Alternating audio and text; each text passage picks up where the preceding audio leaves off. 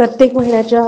पहिल्या सोमवारी जिल्हास्तरीय लोकशाही दिन घेण्यात येतो. जिल्हाधिकारी कार्यालयाच्या सभागृहात आयोजित लोकशाही दिनात 26 शासकीय कार्यालयात 54 तक्रारी प्राप्त झाल्यात. या तक्रारी कार्यालयाकडे वर्ग करण्यात येत असून या कार्यालयाने तात्काळ या तक्रारीचा निपटारा करावा असे निर्देश निवासी उपजिल्हाधिकारी मनीषा कुंभार यांनी दिले.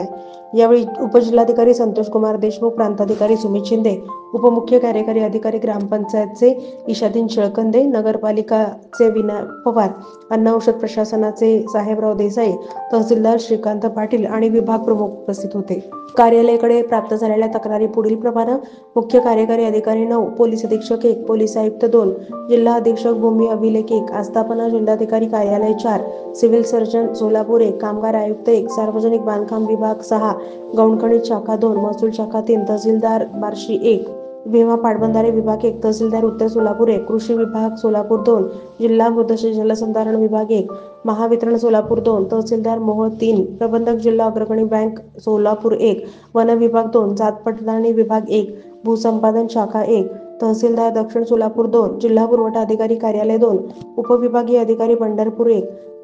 इतर अर्जदार यांना उत्तर देणे 2, दुय्यम निबंधक 1 असे एकूण 54 तक्रारी अर्ज प्राप्त झालेत.